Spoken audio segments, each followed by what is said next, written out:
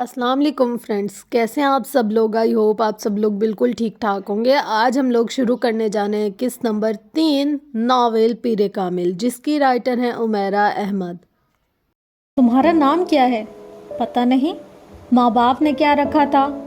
वो माँ बाप से पूछ लें। खामोशी। लोग किस नाम से पुकारते हैं तुम्हें? लड़के या लड़कियाँ? लड़के। बहुत सारे नाम लेते हैं। ज़्यादा कौन सा नाम पुकारते हैं? Dear devil. खामोश। और लड़कियाँ? वो भी बहुत से नाम लेती हैं। ज़्यादातर किस नाम से पुकारती हैं? ये मैं नहीं बता सकता। It's to personal. ये बिल्कुल ज़ाती है। गहरी खामोशी, तवील सांस, फिर खामोशी। मैं आपको एक मशवरा दूं? क्या? आप मेरे बारे में वो जानने की कोशिश क्यों नहीं करते जो ना आप पहले जानते हैं और ना मैं। आपके दाएं तरफ टेबल पर जो सफ़ेद फाइल पड़ी है, इसमें मेरे सारे पर्टिकुलर्स मौजूद हैं। फिर आप वक्त ज़ाया क्यों कर रहे हैं? साइको एनालिस्ट ने अपने पास मौजूद टेबल लैंप की रोशनी में सामने काउच पर दराज इस नौजवान को देखा, जो अपने पैर मुसलसल हिला रहा था। इसके चेहरे पर गहरा इत्मीनान था और यूं लग रहा था जैसे वो साइको एनालिस्ट के साथ होने वाली इस सारी गुफ्तगू को बेकार समझ रहा था। कमरे में मौजूद ठंडक और खामोशी और नींद तारीकी ने इसके असाब को बिल्कुल मुतासिर नहीं किया था। वो बात करते हुए वक्तन फ़वक्तन कमरे में चारों तरफ नज़रें दौड़ा रहा था। साइको एनालिस्ट के लिए सामने लेटा हुआ नौजवान एक अजीब केस था। वो फोटोग्राफिक मेमोरी का मालिक था। इसका आईक्यू लेवल 150 की रेंज में था। वो through out outstanding academic record रखता था। वो गोल्फ में प्रेसिडिंग गोल्ड मेडल 3 बार जीत चुका था और वो तीसरी बार खुदकुशी की नाकाम कोशिश करने के बाद इसके पास आया था। इसके वालिदैन ही इसे इसके पास लेकर आए थे और वो बेहद परेशान थे। वो मुल्क के चंद बहुत अच्छे ख़ानदानों में से एक से ताल्लुक़ रखता था। ऐसा ख़ानदान जिसके पास पैसे की भरमार थी। 4 भाइयों और 1 बहन के बाद वो चौथे नंबर पर था। 2 भाई और 1 बहन इससे बड़े थे। अपनी जहानत और काबिलियत की वजह से वो अपने वालिदैन का बहुत ज़्यादा चहीता था। इसके बावजूद पिछले 3 साल में इसने 3 बार खुदकुशी की कोशिश की। पहली दफ़ा इसने सड़क पर बाइक चलाते हुए 1 वे की खिलाफ वर्जी की और बाइक से हाथ उठा लिए। इसके पीछे आने वाले ट्रैफिक कांस्टेबल ने ऐसा करते हुए इसे देखा था। खुशकिस्मती से गाड़ी से टकराने के बाद वो हवा में उछलकर दूसरी गाड़ी की छत पर गिरा और फिर ज़मीन पर गिरा। इसकी कुछ पसलियाँ, एक बाजू और एक टांग में फ्रैक्चर हुए। तब इसके वालिद कांस्टेबल के इसरार के बावजूद इसे एक हादसा ही समझे, क्योंकि इसने अपने माँ बाप से यही कहा था कि वो गलती से 1 वे से हट गया था। दूसरी बार 1 साल के बाद इसने लाहौर में ख़ुद को बांधकर पानी में डिबोने की कोशिश की। एक बार फिर इसे बचा लिया गया। पुल पर खड़े लोगों ने इसे इस रस्सी समेत बाहर खींच लिया था जिसके साथ बांधकर इसने खुद को नीचे गिराया था। इस बार इस बात की गवाही देने वालों की तादाद ज़्यादा थी कि इसने खुद अपने आप को पानी में गिराया था, मगर इसके माँ बाप को एक बार फिर यकीन नहीं आया। सालार का बयान था कि कुछ लड़कों ने इसकी गाड़ी को पुल के पास रोका और फिर इसे बांधकर पानी में फेंक दिया। जिस तरह वो बंधा हुआ था, इससे यूं ही लगता था कि इसे वाकई बांधकर गिराया गया था। पुलिस अगले कई हफ्ते इसके बताए गए हुलिये के लड़कों को पूरे शहर में तलाश करती रही। सिकंदर उस्मान ने ख़ास तौर पर एक गार्ड इसके साथ तैनात कर दिया जो 24 घंटे इसके साथ रहता था, मगर तीसरी बार वो अपने माँ बाप की आंखों में धूल नहीं झोंक सका। ख्वाब आवर गोलियों की एक बड़ी तादाद को पीस कर इसने खा लिया था। गोलियों की तादाद इतनी ज़्यादा थी कि मैदा वॉश करने के बावजूद अगले कई दिन वो बीमार रहा था। इस बार किसी को भी कोई गलतफहमी नहीं हुई। इसने खानसामा के सामने उन गोलियों का पाउडर को दूध में डालकर पिया था। सिकंदर उस्मान और तैयबा सिकंदर शॉक्ड थे। पिछले दोनों वाक़यात भी उन्हें पूरी तरह याद आ गए थे और वो पछताने लगे थे कि उन्होंने पहले इसकी बात पर एतबार क्यों किया। पूरा घर इसकी वजह से परेशान हो गया था। इसके बारे में स्कूल, कॉलोनी और ख़ानदान हर जगह खबर फैल रही थी। वो इस बार इससे इनकार नहीं कर सका कि इसने खुदकुशी की कोशिश की थी, मगर वो ये बताने पर तैयार नहीं था कि इसने ऐसा क्यों किया था। भाई बहन, माँ बाप, इसने किसी के सवाल का कोई भी जवाब नहीं दिया था। सिकंदर ए लेवल्स के बाद इसके बड़े भाइयों की तरह इसे बैरून मुल्क तालीम हासिल करने के लिए भिजवाना चाहते थे। وہ جانتے تھے اسے کہیں بھی نہ صرف بڑی آسانی سے ایڈمیشن مل جائے گا بلکہ اسکالرشپ بھی، لیکن ان کے سارے پلانز جیسے بھگ کر کے اڑ گئے تھے۔ اور اب وہ اس سائیکو اینالسٹ کے سامنے موجود تھا جس کے پاس سکندر عثمان نے اسے اپنے ایک دوست کے مشورے پر بھجوایا تھا۔ ٹھیک ہے سالار، بالکل ٹو دا پوائنٹ بات کرتے ہیں، مرنا کیوں چاہتے ہو تم؟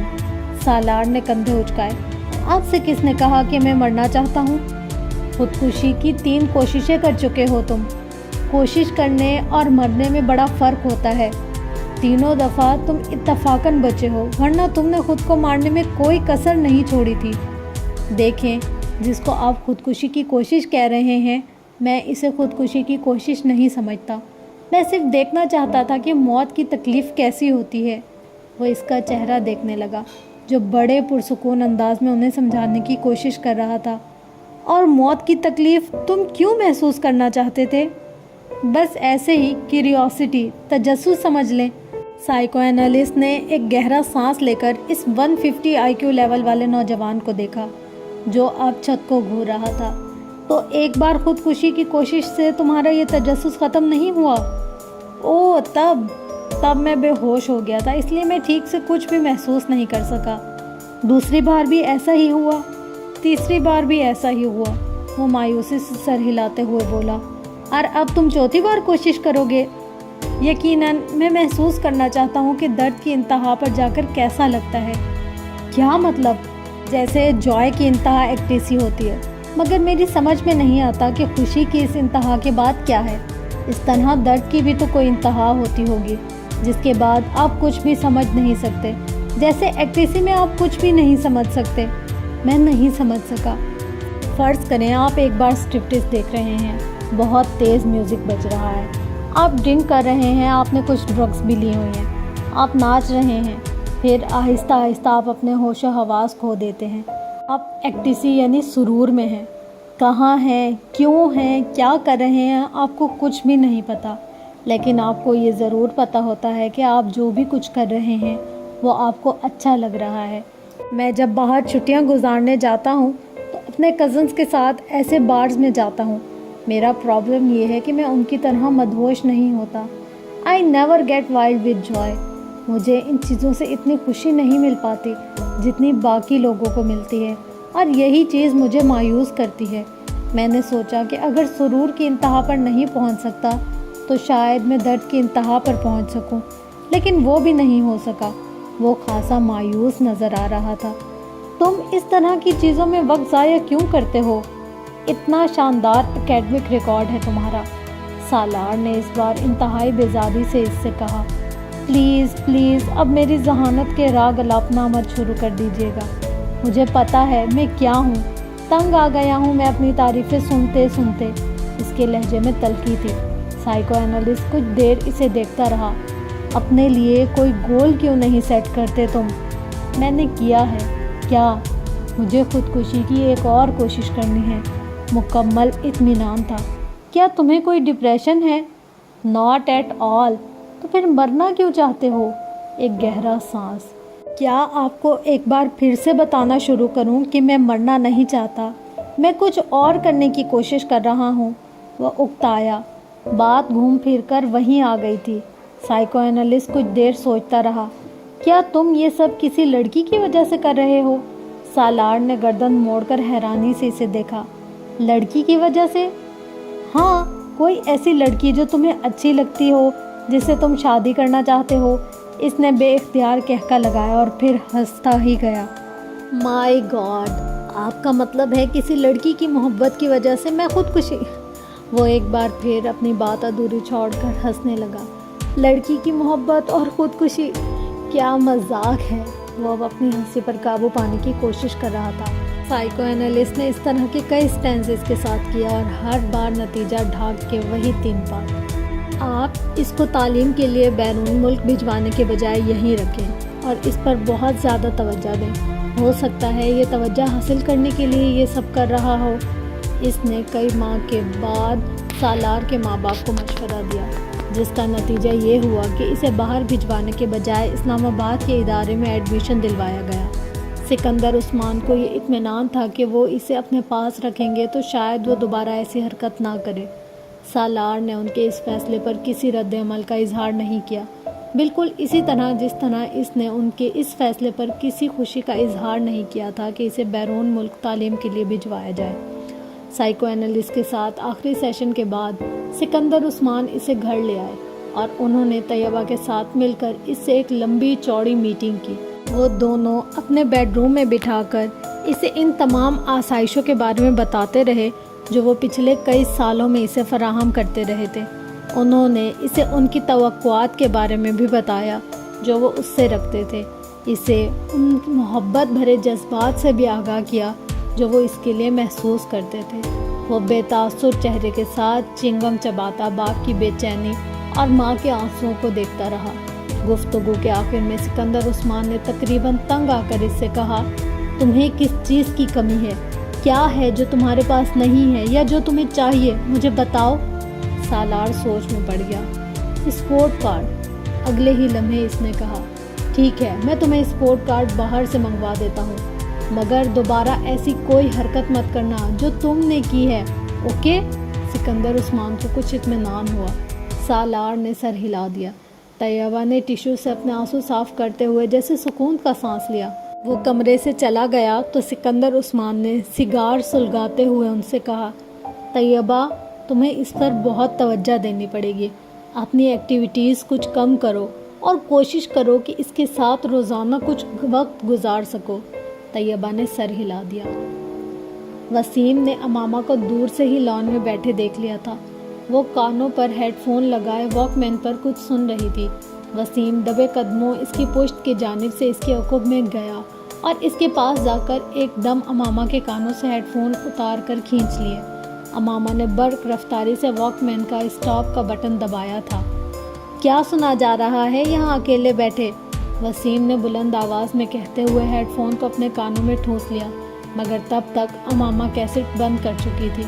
कुर्सी से उठकर खड़े होकर इसने हेडफोन को अपनी तरफ खींचते हुए वसीम से कहा, बदतमीज़ी की भी कोई हद होती है वसीम, बिहेव योरसेल्फ। इसका चेहरा गुस्से से सुर्ख हो रहा था। वसीम ने हेडफोन के सिरों को नहीं छोड़ा। अमामा के गुस्से का इस पर कोई असर नहीं हुआ था। मैं सुनना चाहता हूँ तुम क्या सुन रही थी, इसमें बदतमीज़ी वाली क्या बात है? कैसेट को ऑन करो। अमामा ने कुछ झुंझलाते हुए हेडफोन को वॉकमैन से अलग कर दिया। मैं तुम्हारे सुनने के लिए वॉकमैन लेकर यहाँ नहीं बैठी, दफ़ा हो जाओ ये हेडफोन लेकर। वो एक बार फिर अपनी कुर्सी पर बैठ गई। इसने वॉकमैन को बड़ी मजबूती के साथ अपने हाथ में जकड़ा हुआ था। वसीम को लगा जैसे वो कुछ घबराई हुई है, मगर वो घबराएगी क्यों? वसीम ने सोचा और इस ख्याल को जहन से झटकते हुए सामने वाली कुर्सी पर जाकर बैठ गया। हेडफोन को इसने मेज़ पर रख दिया। ये लो, अपना गुस्सा ख़त्म करो, वापस कर रहा हूँ मैं, तुम सुनो जो भी सुन रही हो। इसने बड़े सुलह जोयाना अंदाज में हाथ उठाते हुए कहा, नहीं, अब मुझे नहीं सुनना कुछ, तुम हेडफोन रखो अपने पास। अमामा ने हेडफोन की तरफ हाथ नहीं बढ़ाया। वैसे तुम सुन क्या रही थी? क्या सुना जा सकता है? अमामा ने इसी अंदाज में कहा। गज़लें सुन रही होगी, वसीम ने ख्याल जाहिर किया। तुम्हें पता है वसीम, तुम में बहुत सारी आदतें बूढ़ी औरतों वाली हैं। मसलन बाल की खाल उतारना और दूसरों की जासूसी करना और फिर शर्मिंदा भी ना होना। और तुम्हें पता है कि तुम आहिस्ता आहिस्ता कितने खुदगर्ज होती जा रही हो? वसीम ने तुर्की पर तुर्की जवाब देते हुए कहा। अमामा ने इसकी बात पर बुरा नहीं माना। अच्छा, तुम्हें पता चल गया कि मैं खुदगर्ज हूँ, इस बार इसने मुस्कुराते हुए कहा। हालांकि तुम जितने बेवकूफ़ हो, मैं ये सोच भी नहीं सकती थी कि ये नतीजा अखज़ कर लोगे। अगर तुम मुझे शर्मिंदा करने की कोशिश कर रही हो तो मत करो, मैं शर्मिंदा नहीं होऊंगा, वसीम ने ढिठाई का मुजाहिरा करते हुए कहा। फिर भी ऐसे कामों की कोशिश तो हर एक पर फ़र्ज़ होती है। आज तुम्हारी ज़बान कुछ ज़्यादा नहीं चल रही, वसीम ने इसे गौर से देखते हुए कहा। हो सकता है नहीं, ऐसा ही है। चलो अच्छा है, वो चुप शाह का रोज़ा तो तोड़ दिया है तुमने, जो इस्लामाबाद आने पर तुम रख लेती हो। अमामा ने गौर से वसीम को देखा। कौन सा चुप शाह का रोज़ा? तुम जब से लाहौर गई हो खासी बदल गई हो। मुझ पर स्टडीज़ का बहुत बोझ होता है। सब पर होता है अमामा, मगर कोई भी स्टडीज़ को इतना सर पर सवार नहीं करता। वसीम ने इसकी बात काटते हुए कहा। छोड़ो इस फजूल बहस को, ये बताओ तुम आजकल क्या कर रहे हो? ऐश। वो इसी तरह कुर्सी झुलाता रहा। ये तो तुम पूरा साल ही करते हो, मैं आजकल की ख़ास मसरूफियात पूछ रही हूँ। आजकल तो बस दोस्तों के साथ फिर रहा हूँ। तुम्हें पता होना चाहिए कि पेपर्स के बाद मेरी मसरूफियात क्या होती हैं। सब कुछ भूलती जा रही हो तुम। वसीम ने अफसोस भरी नज़रों से कहा। मैंने इस उम्मीद में ये सवाल किया था कि शायद इस साल तुम में कोई बेहतरी आ जाएगी, मगर नहीं, मैंने बेकार सवाल किया। अमामा ने इसके तबसरे के जवाब में कहा। तुम्हें पता होना चाहिए कि मैं तुमसे 1 साल बड़ा हूँ, तुम नहीं, इसलिए अब अपनी मलामती तकरीर ख़त्म करो। वसीम ने इसे कुछ जताते हुए कहा। ये साथ वाले के लड़के से ताल्लुकात का क्या हाल है? अमामा को अचानक याद आया।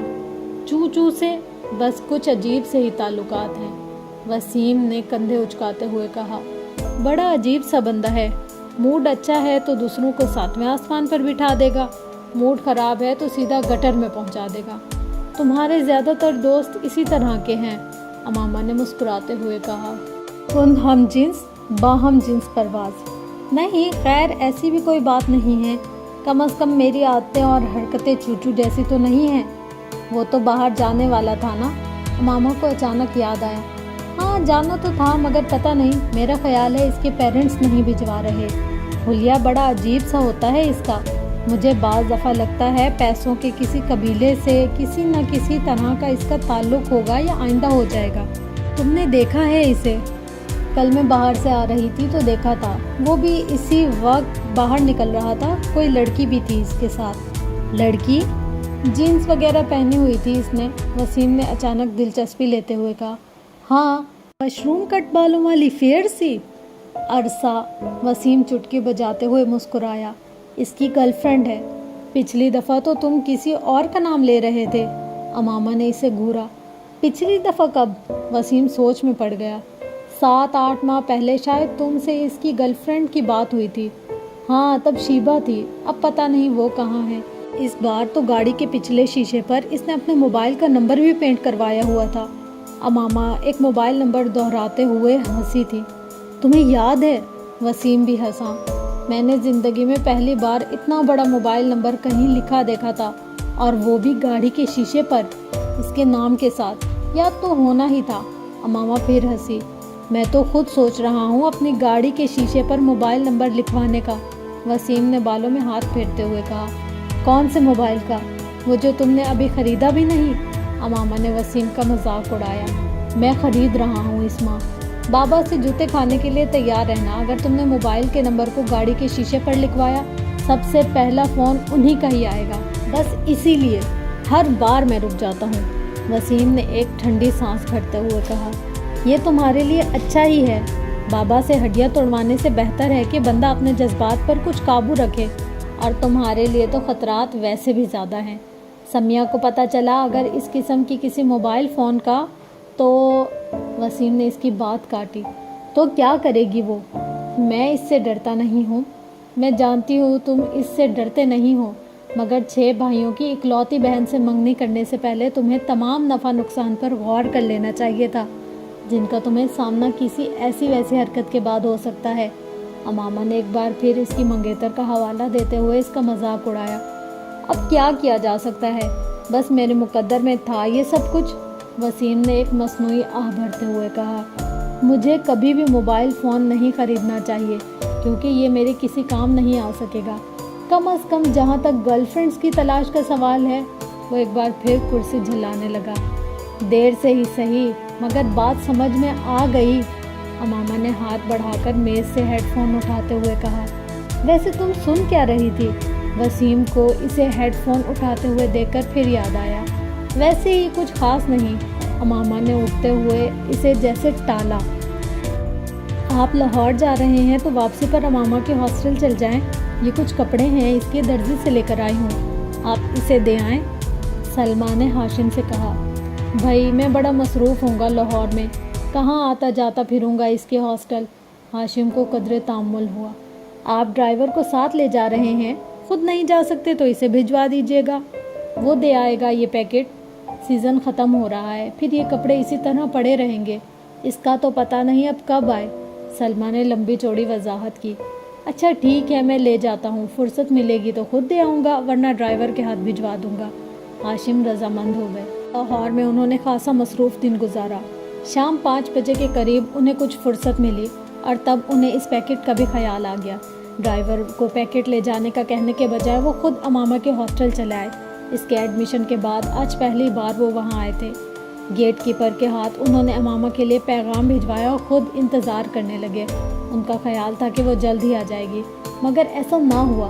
10 منٹ, 15 منٹ, 20 منٹ, وہ اب کچھ بیزار ہونے لگے. اس سے پہلے کہ وہ اندر دوبارہ پیغام بھجواتے, انہیں گیٹ کیپر ایک لڑکی کے ساتھ آتا دکھائی دیا. کچھ قریب آنے پر انہوں نے اس لڑکی کو پہچان لیا. وہ جویریہ تھی, امامہ کی بچپن کی دوست, اور اس کا تعلق بھی اسلام آباد سے ہی تھا. السلام علیکم انکل, جویریہ نے پاس آ کر کہا. وعلیکم السلام بیٹا, کیسی ہو تم؟ میں ٹھیک ہوں. میں یہ امامہ کے کچھ کپڑے دینے آیا تھا. لاہور آ رہا تھا تو اس کی امی نے یہ پیکٹ دے دیا. اب یہاں بیٹھے مجھے گھنٹہ ہو گیا مگر انہوں نے اسے بلایا نہیں. ہاشم کے لہجے میں شکوہ تھا.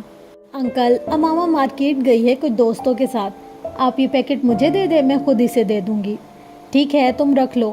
ہاشم نے وہ پیکٹ جویریہ کی طرف بڑھا دیا. رسمی الیگ سلیگ کے بعد وہ واپس مڑ گئے. جویریہ یہ پیکٹ پکڑ کر ہاسٹل کی طرف چلی گئی, مگر اب اس کے چہرے پر موجود مسکراہٹ غائب ہو چکی تھی. کوئی بھی اس وقت اس کے چہرے پر پریشانی کو واضح طور پر بھانپ سکتا تھا. ہاسٹل کے اندر آتے ہی وارڈن سے اس کا سامنا ہو گیا جو سامنے کھڑی تھی. جویریہ کے چہرے پر ایک بار پھر مسکراہٹ آ گئی. بات ہوئی تمہاری اس کے والد سے؟ وارڈن نے اسے دیکھتے ہی اس کی طرف بڑھتے ہوئے کہا. جی بات ہوئی, پریشانی والا کوئی مسئلہ نہیں ہے. وہ اسلام آباد میں اپنے گھر پر ہی ہے. اس کے والد یہ پیکٹ لے کر آئے تھے. میرے گھر والوں نے میرے کچھ کپڑے بھجوائے ہیں. انکل لاہور آ رہے تھے تو امامہ نے کہا کہ وہ لے جائیں. انکل نے غلطی سے یہاں آ کر میرا نام لینے کے بجائے امامہ کا نام لے دیا. جویریہ نے ایک ہی سانس میں کئی جھوٹ روانی سے بولے. وارڈن نے سکون کا سانس لیا. خدا کا شکر ہے, ورنہ میں تو پریشان ہی ہو گئی تھی کہ مجھے تو وہ ویکینڈ پر گھر جانے کا کہہ کر گئی تھی, تو پھر وہ کہاں ہے؟ وارڈن نے مڑتے ہوئے کہا. جویریہ یہ پیکٹ پکڑے اپنے کمرے کی طرف چلی آئی. رابعہ اسے دیکھتے ہی تیر کی طرح اس کی طرف آئی. کیا ہوا, اسلام آباد میں ہی ہے وہ؟ نہیں, جویریہ نے مایوسی سے سر ہلایا. مائی گاڈ, رابعہ نے بے یقینی سے اپنے دونوں ہاتھ کراس کر کر سینے پر رکھے. تو پھر کہاں گئی ہے وہ؟ مجھے کیا پتا, مجھ سے تو اس نے یہی کہا تھا کہ گھر جا رہی ہے, مگر وہ گھر نہیں گئی. آخر گئی کہاں ہے؟ امامہ ایسی تو نہیں ہے, جویریہ نے پیکٹ بستر پر پھینکتے ہوئے کہا. وارڈن سے کیا کہا تم نے؟ رابعہ نے تشویش بھرے انداز میں پوچھا. کیا کہا؟ جھوٹ بولا ہے اور کیا کہہ سکتی ہوں. یہ بتا دیتی کہ وہ اسلام آباد میں نہیں ہے تو ہاسٹل میں ابھی ہنگامہ شروع ہو جاتا. وہ تو پولیس کو بلوا لیتی, جویریہ نے ناخن کاٹتے ہوئے کہا. اور انکل کو, ان کو کیا بتایا ہے؟ رابعہ نے پوچھا. ان سے بھی جھوٹ بولا ہے, یہی کہ وہ مارکیٹ گئی ہے. مگر اب ہوگا کیا؟ رابعہ نے پریشانی کے عالم میں کہا. مجھے تو یہ فکر ہو رہی ہے کہ اگر وہ واپس نہ آئی تو میں بری طرح پکڑی جاؤں گی. سب یہی سمجھیں گے کہ مجھے اس پروگرام کا پتہ تھا, اس لیے میں نے وارڈن اور اس کے گھر والوں سے سب کچھ چھپایا. جویریہ کی پریشانی بڑھتی جا رہی تھی. کہیں امامہ کو کوئی حادثہ ہی پیش نہ آ گیا ہو, ورنہ وہ ایسی لڑکی تو نہیں ہے کہ اس طرح. رابعہ کو اچانک ایک خدشے نے ستایا. مگر اب ہم کیا کریں, ہم تو کسی سے اس سارے معاملے کو ڈسکس بھی نہیں کر سکتے. جویریہ نے ناخن کترتے ہوئے کہا. زینب سے بات کریں, رابعہ نے کہا. فار گاڈ سیک رابعہ, کبھی تو عقل سے کام لے لیا کرو, اس سے کیا بات کریں گے ہم؟ جویریہ نے جھلا کر کہا. تو پھر انتظار کرتے ہیں, ہو سکتا ہے وہ آج رات تک یا کل تک آ جائے. اگر آ گئی تو پھر کوئی مسئلہ نہیں رہے گا, اور اگر نہ آئی تو پھر ہم وارڈن کو سب کچھ سچ بتائیں گے. رابعہ نے سنجیدگی سے سارے معاملے پر غور کرتے ہوئے طے کیا. جویریہ نے اسے دیکھا مگر اس کے مشورے پر کچھ کہا نہیں. پریشانی اس کے چہرے سے چھلک رہی تھی. جویریہ اور رابعہ رات بھر سو نہیں سکی. وہ مکمل طور پر خوف کی گرفت میں تھی. اگر وہ نہ آئی تو کیا ہوگا, یہ سوال ان کے سامنے بار بار بھیانک شکلیں بدل بدل کر آ رہا تھا. انہیں اپنا کیریئر ڈوبتا ہوا نظر آ رہا تھا. انہیں اندازہ تھا کہ ان کے گھر والے ایسے معاملات پر کیسا رد عمل ظاہر کریں گے۔ وہ انہیں بری طرح ملامت کرتے، انہیں امامہ کے والد کو سب کچھ صاف صاف نہ بتانے پر تنقید کا نشانہ بناتے اور پھر وارڈن سے سارے معاملے کو چھپانے پر اور بھی ناراض ہوتے۔ انہیں اندازہ نہیں تھا کہ حقیقت سامنے آنے پر خود ہاشم مبین اور ان کی فیملی کا رد عمل کیا ہوگا۔ وہ اس سارے معاملے میں ان دونوں کے رول کو کس طرح دیکھیں گے، ہاسٹل میں لڑکیاں ان کے بارے میں کس طرح کی باتیں کریں گی، اور پھر اگر یہ سارا معاملہ پولیس کیس بن گیا تو پولیس ان کی پردہ پوشی کو کیا سمجھے گی۔ وہ اندازہ کر سکتی تھی اور اسی لیے بار بار ان کے رونگٹے کھڑے ہو رہے تھے، مگر سوال یہ پیدا ہوتا تھا کہ وہ گئی کہاں اور کیوں۔ وہ دونوں اس کے پچھلے رویوں کا تجزیہ کرنے کی کوشش کر رہی تھی، کس طرح پچھلے 1 سال سے وہ بدل گئی تھی۔ اس نے ان کے ساتھ گھومنا پھرنا بند کر دیا تھا، وہ الجھی رہنے لگی تھی، پڑھائی میں اس کا انہماک بھی کم ہو گیا تھا اور اس کی کمگوئی، اور وہ جو ایک بار وہ ہمارے ساتھ شاپنگ کے لیے جانے پر پیچھے سے غائب تھی، تب بھی وہ یقیناً وہیں گئی ہوگی جہاں وہ اب گئی ہے، اور ہم نے کس طرح بے وقوفوں کی طرح اس پر اعتبار کر لیا۔ رابعہ کو پچھلی باتیں یاد آ رہی تھی، مگر امامہ ایسی نہیں تھی، میں تو اسے بچپن سے جانتی ہوں، وہ بالکل بھی ایسی نہیں تھی۔ جویریہ کو اب بھی اس پر کوئی شک نہیں ہو رہا تھا۔ ایسا ہونے میں کوئی دیر لگتی ہے، بس انسان کا کردار کمزور ہونا چاہیے۔ رابعہ بدگمانی کی انتہا پر پہنچی ہوئی تھی۔ رابعہ اس کی مرضی سے اس کی منگنی ہوئی تھی اور وہ اور اسجد ایک دوسرے کو پسند کرتے تھے، پھر وہ اس طرح کی حرکت کیسے کر سکتی ہے؟ جویریہ نے اس کا دفاع کرنے کی کوشش کی۔ پھر تم بتاؤ وہ کہاں ہے؟ میں نے تو مکھی بنا کر اسے دیوار کے ساتھ نہیں چپکایا ہے، اس کے بابا اس سے ملنے یہاں آئے ہیں اور وہ اپنے گھر سے آئے تو ظاہر ہے وہ گھر پر نہیں گئی، اور ہم سے وہ یہی کہہ کر گئی ہے کہ وہ گھر جا رہی ہے۔ رابعہ نے بے چارگی سے کہا۔ ایسا بھی تو ہو سکتا ہے کہ اسے کوئی حادثہ پیش آ گیا ہو سکتا ہے وہ اسی لیے گھر نہ پہنچ سکی ہو۔ وہ ہر بار یہاں سے فون کر کے اسلام آباد اپنے گھر والوں کو اپنے آنے کی اطلاع دیتی تھی تاکہ اس کا بھائی اسے کوسٹر کے اسٹینڈ سے پک کر لے۔ اگر اس بار بھی اس نے اطلاع دی تھی تو پھر اس کے وہاں نہ پہنچنے پر وہ لوگ اطمینان سے وہاں نہ بیٹھے ہوتے، وہ یہاں ہاسٹل میں فون کرتے، اور اس کے والد کے انداز سے تو ایسا محسوس ہوا جیسے اس کا اس ویکینڈ پر اسلام آباد کا کوئی پروگرام نہیں تھا۔ رابعہ نے اس کے قیاس کو مکمل طور پر رد کرتے ہوئے کہا، ہاں وہ کبھی بھی ایک ماہ میں 2 بار اسلام آباد نہیں جاتی تھی، مگر اس بار تو دوسرے ہی ہفتے اسلام آباد جا رہی تھی، اور اس نے وارڈن سے خاص طور پر یہ کہہ کر اجازت لی تھی، کوئی نہ کوئی بات ضرور ہے، کہیں نہ کہیں کچھ نہ کچھ ضرور غلط ہے۔ جویریہ کو پھر خدشات ستانے لگے۔ اس کے ساتھ ساتھ ہم بھی بری طرح ڈوبیں گے، ہم سے بھی بہت بڑی غلطی ہوئی جو ہم نے سب کچھ اس طرح کور اپ کیا۔ ہمیں صاف صاف بات کرنی چاہیے تھی اس کے والد سے کہ وہ یہاں نہیں ہے، پھر وہ جو چاہے کرتے، یہ ان کا مسئلہ ہوتا، کم از کم ہم تو اس طرح نہ پھنستے جس طرح اب پھنس گئے ہیں۔ رابعہ مسلسل بڑبڑا رہی تھی۔ خیر اب کیا ہو سکتا ہے، صبح تک انتظار کرتے ہیں، اگر وہ کل بھی نہیں آئی تو پھر وارڈن کو سب کچھ بتا دیں گے، جویریہ نے کمرے کے چکر لگاتے ہوئے کہا۔ وہ رات ان دونوں نے اسی طرح باتیں کرتے جاگتے گزار لی۔ اگلے دن وہ دونوں کالج نہیں گئی، اسی حالت میں کالج جانے کا کوئی فائدہ بھی نہیں تھا۔ امامہ ویکینڈ پر ہفتے کو واپسی پر 9 بجے کے قریب آ جایا کرتی تھی، مگر وہ اس دن نہیں آئی۔ ان کے اعصاب جواب دینے لگے۔ 2:30 بجے کے قریب وہ فک رنگت اور کانپتے ہوئے ہاتھوں کے ساتھ اپنے کمرے سے وارڈن کے کمرے میں جانے کے لیے نکل آئی۔ ان کے ذہن میں وہ جملے گردش کر رہے تھے جو انہیں وارڈن سے کہنے تھے۔ وہ وارڈن کے کمرے سے ابھی کچھ دور ہی تھی جب انہوں نے امامہ کو بڑے اطمینان کے ساتھ اندر آتے دیکھا۔ اس کا بیگ اس کے کاندھے پر تھا اور فولڈر ہاتھوں میں۔ وہ یقیناً سیدھی کالج سے آ رہی تھی۔ جویریہ اور رابعہ کو یوں لگا جیسے ان کے پیروں کے نیچے سے نکلتی ہوئی زمین یکدم تھم گئی تھی۔ ان کی رکی ہوئی سانس ایک بار پھر چلنے لگی تھی۔ کل کے اخبارات میں متوقع وہ ہیڈ لائن جو بھوت بن کر ان کے گرد ناچ رہی تھی یکدم غائب ہو گئی تھی، اور اس کی جگہ غصے اور اشتعال نے لے لی تھی جو انہیں امامہ کی شکل دیکھ کر آیا تھا۔ وہ انہیں دیکھ چکی تھی اور اب ان کی طرف بڑھ رہی تھی۔ اس کے چہرے پر بڑی خوشگوار سی مسکراہٹ تھی۔ تم دونوں آج کالج کیوں نہیں آئی؟ سلام دعا کے بعد اس نے ان سے پوچھا۔ तुम्हारी मुसीबत से छुटकारा मिलेगा तो हम कहीं आने जाने का सोच सकेंगे। राबिया ने तंदुरुस्त लहजे में कहा। अमामा के चेहरे की मुस्कुराहट गायब हो गई। क्या हुआ राबिया, इस तरह गुस्से में क्यों हो? मामा ने कदरे तशवीश से पूछा। तुम ज़रा अंदर कमरे में आओ, फिर तुम्हें बताती हूँ कि मैं गुस्से में क्यों हूँ। राबिया ने इसे बाजू से पकड़ लिया और तकरीबन खींचते हुए कमरे में ले आई। जवेरिया कुछ कहे बगैर उन दोनों के पीछे आ गई। अमामा हक्का बक्का थी और राबिया और जवेरिया के रवैये को समझ नहीं पा रही थी। कमरे में दाखिल होते ही राबिया ने दरवाज़ा बंद कर लिया। कहाँ से आ रही हो तुम?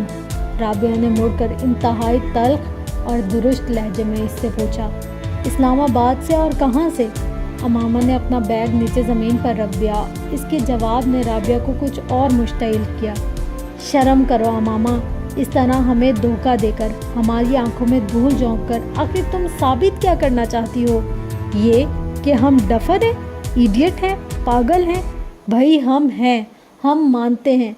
ना होते तो तुम पर अंधा एतबार ना किया होता, तुमसे इतना बड़ा धोखा ना खाया होता। राबिया ने कहा।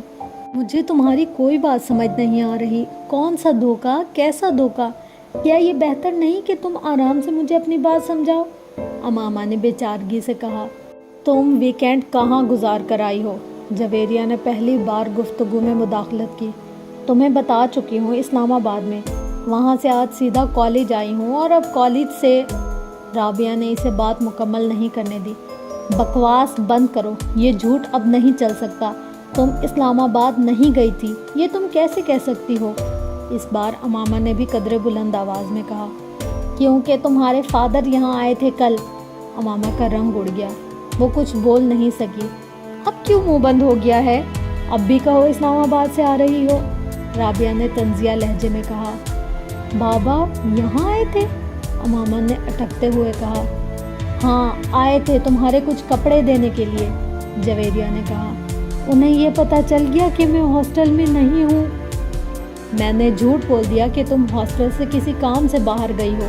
वो कपड़े देकर चले गए, जवेरिया ने कहा। अमामा ने बेइख्तियार इत्मीनान का सांस लिया। यानी उन्हें कुछ पता नहीं चला? इसने बिस्तर पर बैठकर अपने जूते के स्ट्रिप्स खोलते हुए कहा। नहीं, उन्हें कुछ पता नहीं चला। तुम मुंह उठाकर अगले हफ्ते फिर कहीं रवाना हो जाना। माइंड यू अमामा, मैं अब वार्डन से इस सिलसिले में बात करने वाली हूँ। हम तुम्हारी वजह से खासी परेशानी उठा चुके हैं, मज़ीद उठाने के लिए तैयार नहीं हैं। बेहतर है तुम्हारे पेरेंट्स को तुम्हारी इन हरकतों के बारे में पता चल जाए। राबिया ने दो टोक अंदाज में इससे कहा। अमामा ने सर उठाकर इसे देखा। कौन सी हरकतों के बारे में? मैंने क्या किया है? क्या किया है? हॉस्टल से इस तरह 2 दिन के लिए घर का कहकर गायब हो जाना तुम्हारे नज़दीक कोई बड़ी बात नहीं है? अमामा जवाब देने के बजाय दूसरे जूते के भी स्ट्रिप्स खोलने लगी। मुझे वार्डन के पास चले जाना चाहिए। राबिया ने गुस्से के आलम में दरवाजे की तरफ बढ़ते हुए कहा। जवेरिया ने आगे बढ़कर इसे रोका। वार्डन से बात कर लेंगे, पहले इससे तो बात कर लें। तुम जल्दबाजी मत करो। मगर इस ढीठ का इत्मीनान देखो, मजाल है ज़रा बराबर शर्मिंदगी भी इसके चेहरे पर झलक रही हो। राबिया ने गुस्से में अमामा की तरफ इशारा करते हुए कहा। मैं तुम दोनों को सब कुछ बता दूंगी। इतना गुस्से में आने की ज़रूरत नहीं है। मैंने कोई गलत काम नहीं किया, ना ही किसी गलत जगह पर गई हूँ, और हाँ भागी भी नहीं हूँ। अमामा ने जूतों की कैद से अपने पैरों को आज़ाद करते हुए कदरे धीमे लहजे में कहा। फिर तुम कहाँ गई थी? इस बार जवेरिया ने पूछा। अपनी एक दोस्त के यहाँ। कौन सी दोस्त है? एक। इस तरह झूठ बोलकर क्यों? मैं तुम लोगों के सवालों से बचना चाहती थी, और घर वालों को बताती या उनसे इजाज़त लेने की कोशिश करते तो वो कभी इजाज़त ना देते। किसके यहाँ गई थी और किस लिए? जवेरिया ने इस बार कदरे तजस्सुस आमेज़ अंदाज में पूछा। मैंने कहा ना, मैं बताऊंगी, कुछ वक्त दो मुझे। अमामा ने इसकी बात के जवाब में कहा। कोई वक्त नहीं दे सकते तुम्हें वक्त दें ताकि तुम एक बार फिर गायब हो जाओ और इस बार वापस ही ना आओ। राबिया ने इस बार भी नाराज़गी से कहा, मगर पहले की निस्बत इस बार इसका लहजा धीमा था। तुम्हें तो इस बात का भी एहसास नहीं हुआ कि तुमने हमारी पोजीशन कितनी ऑकवर्ड बना दी थी। अगर तुम्हारे इस तरह गायब होने का पता चल जाता तो हमारी कितनी बेइज्जती होती, इसका एहसास था तुम्हें? राबिया ने इसी अंदाज में कहा। مجھے یہ توقع ہی نہیں تھی کہ بابا اس طرح اچانک یہاں آ جائیں گے، اس لیے میں یہ نہیں سوچ سکتی تھی کہ تم لوگوں کو کسی نازک صورتحال کا سامنا کرنا پڑ سکتا ہے، ورنہ میں اس طرح کبھی نہ کرتی۔ امامہ نے معذرت خواہانہ انداز میں کہا، تم کم از کم ہم پر اعتبار کر کے ہمیں بتا کر جا سکتی تھی۔ جویریہ نے کہا، میں آئندہ ایسا کبھی نہیں کروں گی۔ امامہ نے کہا، کم از کم میں تمہارے کسی وعدے، کسی بات پر اعتبار نہیں کر سکتی۔ رابعہ نے دو ٹوک انداز میں کہا، مجھے اپنی پوزیشن کلیئر کرنے دو رابعہ، تم مجھے غلط سمجھ رہی ہو۔ امامہ نے اس بار قدرے کمزور انداز میں کہا، تم کو احساس ہے کہ تمہاری وجہ سے ہمارا کیریئر اور ہماری زندگی کس طرح داؤ پر لگ گئی تھی؟ یہ دوستی ہوتی ہے، اسے دوستی کہتے ہیں۔ ٹھیک ہے، مجھ سے غلطی ہو گئی، مجھے معاف کر دو، امامہ نے جیسے ہتھیار ڈالتے ہوئے کہا۔ جب تک تم یہ نہیں بتاؤ گی کہ تم کہاں غائب ہو گئی تھی، میں تمہاری کوئی معذرت قبول نہیں کروں گی، رابعہ نے دو ٹوک انداز میں کہا۔ امامہ کچھ دیر اسے دیکھتی رہی، پھر اس نے کہا، میں صبیحہ کے گھر چلی گئی تھی۔ جویریہ اور رابعہ نے حیرانی سے ایک دوسرے کو دیکھا۔ کون؟ ان دونوں نے تقریباً بیک وقت پوچھا۔ تم لوگ جانتی ہو اسے، امامہ نے کہا۔ وہ 4th ایئر کی صبیحہ؟ جویریہ نے بے اختیار پوچھا۔ امامہ نے سر ہلایا۔ مگر اس کے گھر کس لیے گئی تھی تم؟ دوستی ہے اس سے میری، امامہ نے کہا۔ دوستی؟ کیسی دوستی؟ 4 دن کی سلام دعا ہے تمہارے ساتھ اس کی، اور میرا خیال ہے تم تو اسے اچھی طرح جانتی بھی نہیں ہو، پھر اس کے گھر رہنے کے لیے کیوں چل پڑی؟ جویریہ نے اعتراض کرتے ہوئے کہا۔ وہ بھی اس طرح جھوٹ بول کر؟ کم از کم اس کے گھر جا کر رہنے کے لیے تمہیں ہم سے یا اپنے گھر والوں سے جھوٹ بولنے کی ضرورت نہیں تھی، رابعہ نے اسی لہجے میں کہا۔ تم اسے کال کر کے پوچھ لو کہ میں اس کے گھر پر تھی یا نہیں، امامہ نے کہا۔ چلو یہ مان لیا کہ تم اس کے گھر پر تھی، مگر کیوں تھی؟ جویریہ نے پوچھا۔ امامہ خاموش رہی، پھر کچھ دیر بعد اس نے کہا، مجھے اس کی مدد کی ضرورت تھی۔ ان دونوں نے حیران ہو کر دیکھا۔ کس سلسلے میں؟ امامہ نے سر اٹھایا اور پلکیں جھپکائے بغیر دیکھتی رہی۔ جویریہ نے کچھ بے چینی محسوس کی۔ کس سلسلے میں؟ تم اچھی طرح جانتی ہو، امامہ نے قدرے مدھم انداز میں کہا۔ میں؟ جویریہ نے کچھ گڑبڑا کر رابعہ کو دیکھا جو اب بڑی سنجیدگی سے اسے دیکھ رہی تھی۔ ہاں تم تو اچھی طرح جانتی ہو۔ تم پہیلیاں مت بجھواؤ، سیدھی اور صاف بات کرو، جویریہ نے قدرے سخت لہجے میں کہا۔ امامہ سر اٹھا کر خاموشی سے اسے دیکھنے لگی، پھر کچھ دیر بعد شکست خورد انداز میں اس نے سر جھکا دیا۔ بتاؤ نا، آخر تمہاری زندگی کی سب سے بڑی خواہش کیا ہے؟ اس دن کالج میں امامہ نے جویریہ سے اصرار کیا۔ جویریہ کچھ دیر اس کا چہرہ دیکھتی رہی۔ میری خواہش ہے کہ تم مسلمان ہو جاؤ، امامہ کو جیسے ایک کرنٹ سا لگا۔ اس نے شوق اور بے یقینی کے عالم میں جویریہ کو دیکھا۔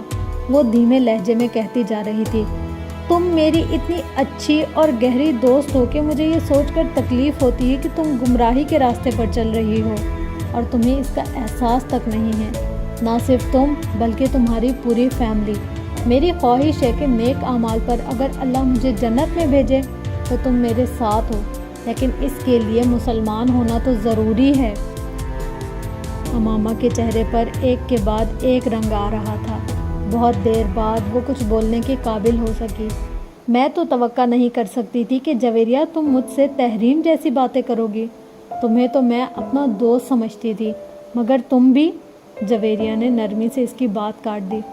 تحریم نے تم سے تب جو کچھ کہا تھا ٹھیک کہا تھا، امامہ پلکیں جھپکائے بغیر اسے دیکھتی رہی۔ اسے جویریہ کی باتوں سے بہت تکلیف ہو رہی تھی، اور صرف آج ہی نہیں، میں اس وقت بھی تحریم کو صحیح سمجھتی تھی، مگر تمہارے ساتھ دوستی تھی، اور میں چاہنے کے باوجود تم سے یہ نہیں کہہ سکی کہ میں تحریم کو حق بجانب سمجھتی ہوں۔ اگر وہ یہ کہتی کہ تم مسلمان نہیں ہو تو یہ ٹھیک تھا، تم مسلمان نہیں ہو۔ امامہ کی آنکھوں میں آنسو آ گئے۔ کچھ بھی کہے بغیر وہ ایک جھٹکے سے اٹھ کھڑی ہوئی۔ جویریہ بھی اس کے ساتھ کھڑی ہو گئی۔ امامہ نے کچھ بھی کہے بغیر وہاں سے جانے کی کوشش کی، مگر جویریہ نے اس کا بازو پکڑ لیا۔ تم میرا بازو چھوڑ دو، مجھے جانے دو، آئندہ کبھی تم مجھ سے بات تک مت کرنا۔ امامہ نے بھرائے ہوئے لہجے میں اسے اپنا بازو چھڑوانے کی کوشش کرتے ہوئے کہا۔ امامہ میری بات سمجھنے کی کوشش کرو، میں… امامہ نے اس کی بات کاٹ دی۔ تم نے کتنا ہرٹ کیا ہے مجھے جویریہ، یہ مجھے کم از کم تم سے امید نہیں تھی۔ میں تمہیں ہرٹ نہیں کر رہی ہوں، حقیقت بتا رہی ہوں۔ رونے یا جذبات میں آنے کے بجائے تم ٹھنڈے دل و دماغ سے میری بات سوچو۔ میں آخر تم کو بیکار کسی بات پر ہرٹ کیوں کروں گی؟ جویریہ نے اس کا بازو نہیں چھوڑا۔ یہ تو تمہیں پتا ہوگا کہ تم مجھے ہرٹ کیوں کر رہی ہو، مگر مجھے آج یہ اندازہ ضرور ہو گیا ہے کہ تم میں اور تحریم میں کوئی فرق نہیں ہے، بلکہ تم نے تو مجھے اس سے بھی زیادہ تکلیف پہنچائی ہے۔ اس سے میری دوستی اتنی پرانی نہیں تھی جتنی تمہارے ساتھ ہے۔ امامہ کے گالوں پر آنسو بہہ رہے تھے۔ وہ مسلسل اپنا بازو جویریہ کی گرفت سے آزاد کروانے کی کوشش کر رہی تھی۔ یہ تمہارا اصرار تھا کہ میں تمہیں اپنی زندگی کی سب سے بڑی خواہش بتاؤں، میں اسی لیے تمہیں نہیں بتا رہی تھی، اور میں نے تمہیں پہلے ہی متنبہ کر دیا تھا کہ تم میری بات پر بہت ناراض ہوگی، مگر تم نے مجھے یقین دلایا تھا کہ ایسا کبھی نہیں ہوگا۔ جویریہ نے اسے یاد دلانے کی کوشش کی، مگر اگر یہ پتہ ہوتا کہ تم میرے ساتھ اس طرح کی بات کرو گی تو میں کبھی تم سے تمہاری زندگی کی سب سے بڑی خواہش جاننے پر اصرار نہ کرتی۔ امامہ نے اس بار قدرے غصے سے کہا۔ اچھا، میں دوبارہ اس معاملے پر تم سے بات نہیں کروں گی، جویریہ نے قدرے مدافعانہ انداز میں کہا۔ اس سے کیا ہوگا؟ مجھے یہ تو پتہ چل گیا ہے کہ تم در حقیقت میرے بارے میں کیا سوچتی ہو۔ ہماری دوستی اب کبھی بھی پہلے جیسی نہیں ہو سکتی۔ آج تک میں نے کبھی تم پر اس طرح تنقید نہیں کی، مگر تم مجھے اسلام کا ایک فرقہ سمجھنے کے بجائے غیر مسلم بنا رہی ہو۔ امامہ نے کہا، میں اگر ایسا کر رہی ہوں تو غلط نہیں کر رہی۔ اسلام کے تمام فرقے کم از کم یہ ایمان ضرور رکھتے ہیں کہ حضور صلی اللہ علیہ وسلم اللہ کے آخری رسول ہیں اور ان کے بعد نبوت کا سلسلہ ختم ہو چکا ہے۔ اس بار جویریہ کو بھی غصہ آ گیا۔ مائنڈ یور لینگویج، امامہ بھی بھڑک اٹھی۔ میں تمہیں حقیقت بتا رہی ہوں امامہ، اور میں ہی نہیں، یہ بات سب لوگ جانتے ہیں کہ تمہاری فیملی نے روپے کے حصول کے لیے مذہب بدلا ہے۔ امامہ میری باتوں پر اتنا ناراض ہونے کی ضرورت نہیں ہے، ٹھنڈے دل و دماغ سے۔ امامہ نے جویریہ کی بات کاٹ دی۔ مجھے ضرورت نہیں ہے تمہاری کسی بات پر ٹھنڈے دل و دماغ سے غور کرنے کی۔ میں جانتی ہوں حقیقت کیا ہے اور کیا نہیں، تم نہیں جانتی، اور یہی افسوسناک بات ہے، جویریہ نے کہا۔ امامہ نے جواب میں کچھ کہنے کے بجائے اس بار بہت زوردار جھٹکے سے اپنا بازو چھڑا لیا اور تیز قدموں کے ساتھ وہاں سے چل پڑی۔ اس بار جویریہ نے اس کے پیچھے جانے کی کوشش نہیں کی، وہ کچھ افسوس اور پریشانی سے اسے دور جاتے دیکھتی رہی۔ امامہ اس طرح ناراض نہیں ہوتی تھی جس طرح وہ آج ہو گئی تھی، اور یہی بات جویریہ کو پریشان کر رہی تھی۔ یہ سب کچھ اسکول میں ہونے والے ایک واقعے سے شروع ہوا تھا۔ امامہ اس وقت میٹرک کی اسٹوڈنٹ تھی اور تحریم اس کی اچھی دوستوں میں سے ایک تھی۔ وہ لوگ کئی سالوں سے اکٹھے تھے اور نہ صرف ایک ہی اسکول میں پڑھتے تھے بلکہ ان کی فیملیز بھی ایک دوسرے کو بہت اچھی طرح جانتی تھی۔ اپنی فرینڈز میں سے امامہ کی سب سے زیادہ دوستی تحریم اور جویریہ سے تھی، مگر اسے حیرت ہوتی تھی کہ اتنی گہری دوستی کے باوجود بھی جویریہ اور تحریم اس کے گھر آنے سے کتراتی تھی۔ امامہ ہر سال اپنی سالگرہ پر انہیں انوائٹ کرتی تھی اور اکثر وہ اپنے گھر پر ہونے والی دوسری تقریبات میں بھی انہیں مدعو کرتی تھی۔ وہ گھر سے اجازت نہ ملنے کا بہانہ بنا دیتی۔ چند بار امامہ نے خود ان دونوں کے والدین سے اجازت لینے کی بات کی، لیکن اس کے بے تحاشا اصرار کے باوجود ان دونوں کے والدین انہیں اس کے گھر آنے کی اجازت نہ دیتے۔ ان کے رویے پر کچھ شوقی ہو کر اس نے اپنے والدین سے شکایت کی، تمہاری یہ دونوں فرینڈز سید ہیں، یہ لوگ عام طور پر ہمارے فرقے کو پسند نہیں کرتے، اسی لیے ان دونوں کے والدین انہیں ہمارے گھر آنے نہیں دیتے۔ ایک بار اس کی امی نے اس کی شکایت پر کہا، یہ کیا بات ہوئی، ہمارے فرقے کو کیوں پسند نہیں کرتے؟ امامہ کو ان کی بات پر تعجب ہوا۔ اب یہ تو وہی لوگ بتا سکتے ہیں کہ وہ ہمارے فرقے کو کیوں پسند نہیں کرتے، یہ تو ہمیں غیر مسلم بھی کہتے ہیں، اس کی امی نے کہا۔ کیوں غیر مسلم کہتے ہیں؟ ہم تو غیر مسلم نہیں ہیں، امامہ نے کچھ الجھ کر کہا۔ ہاں بالکل، ہم مسلمان ہیں، مگر یہ لوگ ہمارے نبی پر یقین نہیں رکھتے، اس کی امی نے کہا۔ کیوں؟ اب اس کیوں کا میں کیا جواب دے سکتی ہوں؟ اب یہ لوگ یقین نہیں رکھتے، کٹر ہیں بڑے، یہ تو انہیں قیامت کے دن ہی پتہ چلے گا کہ کون سیدھے راستے پر تھا، ہم یا یہ۔ مگر امی، مجھ سے تو انہوں نے کبھی مذہب پر بات نہیں کی، پھر مذہب مسئلہ کیسے بن گیا؟ اس سے کیا فرق پڑتا ہے؟ پھر دوسرے کے گھر آنے جانے سے کیا ہوتا ہے؟ امامہ ابھی بھی الجھی ہوئی تھی۔ یہ بات انہیں کون سمجھائے؟ یہ لوگ ہمیں جھوٹا کہتے ہیں، حالانکہ خود انہیں ہمارے بارے میں کچھ پتہ نہیں، بس مولویوں کے کہنے میں آ کر ہم پر چڑھ دوڑتے ہیں۔ انہیں ہمارے بارے میں اور ہمارے نبی کی تعلیمات کے بارے میں کچھ پتہ ہو تو یہ لوگ اس طرح نہ کریں، شاید پھر انہیں کچھ شعور آ جائے اور یہ لوگ بھی ہماری طرح راہ راست پر آ جائیں۔ تمہاری فرینڈز اگر تمہارے گھر نہیں آتی تو تمہیں پریشان ہونے کی کوئی ضرورت نہیں ہے، تم بھی ان کے گھر مت جایا کرو۔ مگر امی، ان کی غلط فہمیاں تو دور کرنا چاہیے میرے بارے میں، امامہ نے ایک بار پھر کہا۔ یہ کام تم نہیں کر سکتی۔ ان لوگوں کے ماں باپ مسلسل اپنے بچوں کی ہمارے خلاف برین واشنگ کرتے رہتے ہیں، ان کے دلوں میں ہمارے خلاف زہر بھرتے رہتے ہیں۔ نہیں امی، وہ میری بیسٹ فرینڈز ہیں، ان کو میرے بارے میں اس طرح نہیں سوچنا چاہیے۔ میں ان لوگوں کو اپنی کتابیں پڑھنے کے لیے دوں گی تاکہ ان لوگوں کو میرے بارے میں یہ غلط فہمیاں دور ہو سکیں، پھر ہو سکتا ہے یہ ہمارے نبی کو بھی مان جائیں، امامہ نے کہا۔ اس کی امی کچھ سوچ میں پڑ گئیں۔ آپ کو میری تجویز پسند نہیں آئی؟ ایسا نہیں ہے، تم ضرور انہیں اپنی کتابیں دو، مگر اس طریقے سے نہیں کہ انہیں یہ لگے کہ تم اپنے فرقے کی ترویج کے لیے انہیں یہ کتابیں دے رہی ہو۔ تم انہیں یہ کہہ کر کتابیں دینا کہ تم چاہتی ہو کہ وہ ہمارے نبی کے بارے میں جانیں، ہم کو زیادہ بہتر طریقے سے سمجھ سکیں، اور ان سے یہ بھی کہنا کہ ان کتابوں کا ذکر وہ اپنے گھر والوں سے نہ کریں، ورنہ وہ لوگ زیادہ ناراض ہو جائیں گے۔ امامہ نے ان کی بات پر سر ہلا دیا۔ اس کے چند دنوں کے بعد امامہ اسکول میں کچھ کتابیں لے کر گئی۔ بریک کے دوران وہ جب گراؤنڈ میں آ کر بیٹھی تو امامہ اپنے ساتھ وہ کتابیں بھی لے آئی۔ میں تمہارے اور جویریہ کے لیے کچھ لے کر آئی ہوں۔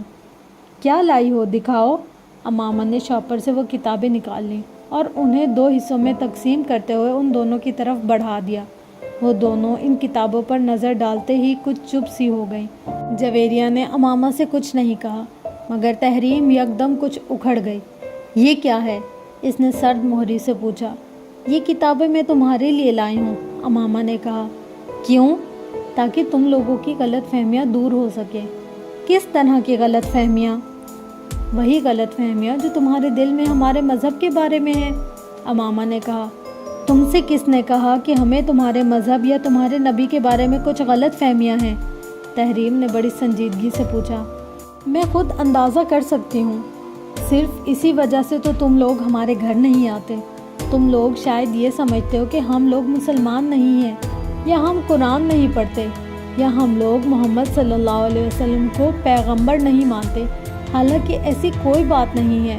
ہم لوگ ان سب چیزوں پر یقین رکھتے ہیں۔ ہم تو صرف یہ کہتے ہیں کہ حضرت محمد صلی اللہ علیہ وسلم کے بعد ہمارا بھی ایک نبی ہے، اور وہ بھی اسی طرح قابل احترام ہے جس طرح حضرت محمد صلی اللہ علیہ وسلم، امامہ نے بڑی سنجیدگی کے ساتھ وضاحت کرتے ہوئے کہا۔ تحریم نے اپنے ہاتھ میں پکڑی ہوئی کتابیں اسے واپس تھما دی۔ ہمیں تمہارے اور تمہارے مذہب کے بارے میں کوئی غلط فہمی نہیں ہے۔ ہم تمہارے مذہب کے بارے میں ضرورت سے زیادہ جانتے ہیں، اس لیے تم کو کوئی وضاحت پیش کرنے کی ضرورت نہیں ہے، اس نے بڑے روکھے لہجے میں امامہ سے کہا۔ اور جہاں تک ان کتابوں کا تعلق ہے تو میرے اور جویریہ کے پاس اتنا بیکار وقت نہیں ہے کہ ان احمقانہ دعووں، خوش فہمیوں اور گمراہی کے اس پلندے پر ضائع کریں جسے تم اپنی کتابیں کہہ رہی ہو۔ تحریم نے ایک جھٹکے کے ساتھ جویریہ کے ہاتھ میں پکڑی ہوئی کتابیں کھینچ کر انہیں بھی امامہ کے ہاتھ میں تھما دیا۔ امامہ کا چہرہ خفت اور شرمندگی سے سرخ پڑ گیا۔ اسے تحریم سے اس طرح کے تبصرے کی توقع نہیں تھی، اگر ہوتی تو وہ کبھی بھی اسے وہ کتابیں دینے کی حماقت نہ کرتی۔ اور جہاں تک اس احترام کا تعلق ہے تو اس نبی میں جس پر نبوت کا نزول ہوتا ہے اور اس نبی میں جو خود بخود نبی ہونے کی خوش فہمی میں مبتلا ہوتا ہے، زمین اور آسمان کا فرق ہے۔ تم لوگوں کو اگر قرآن پر واقعی یقین ہوتا تو تمہیں اس کے ایک ایک حرف پر یقین ہوتا۔ نبی ہونے میں اور نبی بننے میں بڑا فرق ہوتا ہے۔ تحریم، تم میری اور میرے فرقے کی بے عزتی کر رہی ہو۔ امامہ نے آنکھوں میں امڑتے ہوئے آنسوؤں کے ساتھ کہا تھا، میں کسی کی بے عزتی نہیں کر رہی ہوں، میں صرف حقیقت بیان کر رہی ہوں۔ وہ اگر تمہیں بے عزتی لگتی ہے تو میں اس بارے میں کچھ نہیں کر سکتی۔ تحریم نے دو ٹوک انداز میں کہا، روزہ رکھنے اور بھوکے رہنے میں بڑا فرق ہوتا ہے، قرآن پڑھنے اور اس پر ایمان لانے میں بڑا فرق ہوتا ہے۔ بہت سارے عیسائی اور ہندو بھی اسلام کے بارے میں جاننے کے لیے قرآن پاک پڑھتے ہیں، تو کیا انہیں مسلمان مان لیا جاتا ہے؟ اور بہت سے مسلمان بھی دوسرے مذہب کے بارے میں جاننے کے لیے دوسری الہامی کتابیں پڑھتے ہیں، تو کیا وہ غیر مسلم ہو جاتے ہیں؟ اور تم لوگ اگر حضرت محمد صلی اللہ علیہ وسلم کو پیغمبر مانتے ہو تو کوئی احسان نہیں کرتے۔ تم ان کی نبوت کو جھٹلاؤ گے تو کیا جھٹلاؤ گے؟ پھر تو انجیل کو بھی جھٹلانا پڑے گا، جس میں حضور صلی اللہ علیہ وسلم کی نبوت کی خوشخبری دی گئی ہے۔ پھر تو تورات کو بھی جھٹلانا پڑے گا، جس میں ان کی نبوت کی بات کی گئی ہے۔ پھر قرآن پاک کو بھی جھٹلانا پڑے گا، جو محمد صلی اللہ علیہ وسلم کو آخری نبی قرار دیتا ہے۔ اور سب سے بڑی بات یہ ہے کہ اگر تمہارا نبی محمد صلی اللہ علیہ وسلم کی نبوت کو جھٹلاتا ہے تو وہ ان مناظروں کی کیا توجہ پیش کرتا ہے جو وہ نبوت کا دعویٰ کرنے سے پہلے کئی سال عیسائی پادریوں سے محمد صلی اللہ علیہ وسلم کی نبوت اور اسلام کے آخری دین ہونے پر کرتا رہا تھا۔ اس لیے امامہ ہاشم، تم ان چیزوں کے بارے میں بحث کرنے کی کوشش مت کرو جن کے بارے میں تمہیں سرے سے کچھ پتہ ہی نہیں۔ تمہیں نہ اس مذہب کے بارے میں پتہ ہے جس پر تم چل رہی ہو، اور نہ اس کے بارے میں جس پر تم بات کر رہی ہو، تحریم نے دو ٹوک انداز میں کہا۔ اور میں ایک چیز بتا دوں تمہیں، دین میں کوئی جبر نہیں ہوتا۔ تم لوگ محمد صلی اللہ علیہ وسلم کی نبوت کے ختم ہونے کا انکار کرتے ہو تو ہمارے پیغمبر صلی اللہ علیہ وسلم کو کوئی فرق نہیں پڑتا، مگر ہم محمد صلی اللہ علیہ وسلم کی نبوت پر یقین رکھتے ہیں۔ امامہ نے اس بات پر زور دیتے ہوئے کہا، تو پھر ہم بھی انجیل پر یقین رکھتے ہیں، اسے الہامی کتاب مانتے ہیں۔ حضرت عیسیٰ علیہ السلام کی نبوت پر یقین رکھتے ہیں، تو کیا ہم کرسچن ہیں؟ اور ہم تو حضرت موسیٰ علیہ السلام اور حضرت داؤد علیہ السلام کی نبوت پر بھی یقین رکھتے ہیں، تو کیا ہم پھر یہودی ہیں؟ تحریم نے کچھ تمسخر سے کہا، لیکن ہمارا دین اسلام ہے، کیونکہ ہم محمد صلی اللہ علیہ وسلم کے پیروکار ہیں، اور ہم ان پیغمبروں پر یقین رکھنے کے باوجود نہ عیسائیت کا حصہ ہیں نہ یہودیت کا۔ بالکل اسی طرح تم لوگوں کا نبی ہے، کیونکہ تم اس کے پیروکار ہو۔ ویسے تم لوگ تو ہمیں بھی مسلمان نہیں سمجھتے، ابھی تم اصرار کر رہی ہو کہ تم اسلام کا ایک فرقہ ہو، جبکہ ہمارے نبی اور اس کے بعد آنے والے تمہاری جماعت کے تمام لیڈرز کا دعویٰ ہے کہ جو مرزا کی نبوت پر یقین نہیں رکھتا وہ مسلمان ہی نہیں ہے۔ تو اسلام سے تو تم لوگ تمام مسلمانوں کو پہلے ہی خارج کر چکے ہو۔ ایسا کچھ بھی نہیں ہے، میں نے ایسا کب کہا؟ امامہ نے قدرے لڑکھڑائے ہوئے لہجے میں کہا۔ تو پھر تم اپنے والد سے ذرا اس معاملے کو ڈسکس کرو، وہ تمہیں خاصی اپ ٹو ڈیٹ انفارمیشن دیں گے اس بارے میں۔ تمہارے مذہب کے خاصے سرکردہ رہنما ہے وہ، تحریم نے کہا۔ اور یہ جو کتابیں تم ہمیں پیش کر رہی ہو، انہیں خود پڑھا ہے تم نے؟ نہیں پڑھا ہوگا، ورنہ تمہیں پتہ ہوتا ان سرکردہ رہنماؤں کے بارے میں۔ جویریہ تحریم کی اس ساری گفتگو کے دوران خاموش رہی تھی، وہ صرف کنکھیوں سے امامہ کو دیکھتی رہی تھی۔ اللہ تعالیٰ کہتا ہے کہ حضرت محمد صلی اللہ علیہ وسلم اس کے آخری نبی ہیں، اور میرے پیغمبر صلی اللہ علیہ وسلم اس پر گواہی دیتے ہیں کہ وہ اللہ کے آخری نبی ہیں، اور میری کتاب مجھ تک یہ دونوں باتیں بہت صاف، واضح اور دو ٹوک انداز میں پہنچاتی ہے۔ تو پھر مجھے کسی اور شخص کے ثبوت اور اعلان کی ضرورت نہیں ہے، سمجھی؟ تحریم نے اپنے ایک ایک لفظ پر زور دیتے ہوئے کہا، بہتر ہے تم اپنے مذہب کو یا ہمارے مذہب کو زیر بحث لانے کی کوشش نہ کرو۔ اتنے سالوں سے دوستی چل رہی ہے، چلنے دو۔ جہاں تک تمہارے گھر نہ آنے کا تعلق ہے تو ہاں، یہ بالکل ٹھیک ہے کہ میرے والدین کو تمہارے گھر آنا پسند نہیں۔ یہاں اسکول میں تم سے دوستی اور بات ہے، بہت سے لوگوں سے دوستی ہوتی ہے ہماری، اور دوستی میں عام طور پر مذہب آڑے نہیں آتا، لیکن گھر میں آنا جانا کچھ مختلف چیز ہے. انہیں شاید میری کسی عیسائی یا یہودی یا ہندو دوست کے گھر آنے جانے پر اعتراض نہ ہو، لیکن تمہارے گھر جانے پر ہے، کیونکہ وہ لوگ اپنے مذہب کو مانتے ہیں اور وہ اپنے آپ کو مسلمان نہیں کہتے. جس مذہب سے تعلق ہوتا ہے وہی بتاتے ہیں. اور یہ بھی حقیقت ہے کہ جتنا تم لوگوں کو ناپسند کیا جاتا ہے اتنا ان لوگوں کو نہیں کیا جاتا، کیونکہ تم لوگ صرف پیسے کے حصول اور اچھے مستقبل کے لیے یہ نیا مذہب اختیار کر کے ہمارے دین میں گھسنے کی کوشش کر رہے ہو. مگر کرسچن، ہندو یا عیسائی ایسا نہیں کرتے. امامہ نے بے اختیار اسے ٹوکا. کس پیسے کی بات کر رہی ہو تم ہماری فیملی کو جانتی ہو؟ ہم لوگ شروع سے ہی بہت امیر ہیں.